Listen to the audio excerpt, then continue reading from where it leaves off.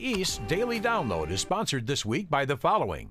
Did you know that 1 in 5 adults experience hearing loss, but most people are waiting on an average of 7 to 10 years to seek treatment for it or do something about it? I'm joined by audiologist Tracy Nolan to really educate viewers at home on hearing loss and the processes you can take with that. Please, Tracy, thank you for being here today. Oh, it's my pleasure. Absolutely my pleasure. I'm Tracy Nolan. I'm an audiologist. I do diagnostic hearing testing, and I also fit hearing aids, which has been a delight for my career. Okay, wow, and that's really important into what we're talking about today. So for people at home who might not be aware of the signs of hearing loss, how can you identify those? When a person is talking about people are mumbling, when they're turning up the TV, when they sort of check out, you're at a situation, a social situation, especially a very noisy one, and they sort of check out, they can be just not hearing, and so it's so much work, they just stop working. The problem of untreated hearing loss is it's one of the #1 causes for dementia and Alzheimer's. So it's a very, very big deal, and it's something that needs to be looked into immediately.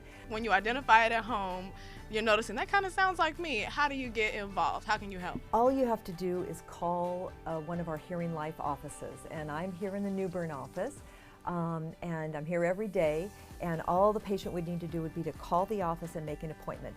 Our company is very passionate, Hearing Life is very passionate about hearing loss and excellence in hearing care. So could you talk to me about the process? What is a hearing assessment? Sure, a hearing assessment would start with me talking to the patient about struggles that they're having with their hearing. That would be one of the first questions I'd ask them is, what are you noticing about your hearing? And I would do a case history. I would look into medical issues if they're having, but then I would look in their ears, make sure they're clear, and test them. Put them in the booth, which we have right here, and test them, which is basically pushing a button when you hear the tones. I'd have them repeat words for me as well. Okay. That's a really, like you're saying, pain-free, easy process to really get going. From there, if people need more help with that, what's the next step? Well, if I identify a hearing loss, then I'm going to explain that hearing loss to the patient. And I would put hearing aids on them to show them what they could expect from a hearing aid, and if in fact that does help them and it does alleviate their problem. The latest greatest in hearing aid technology is called the Oticon More. I actually have it right here. It's a rechargeable hearing aid.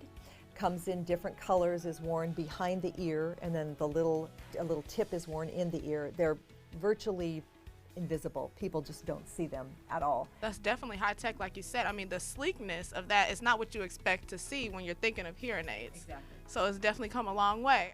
And as I tell my patients all the time, a hearing aid is far less noticeable than a hearing loss. The East's Daily Download is sponsored this week by the following.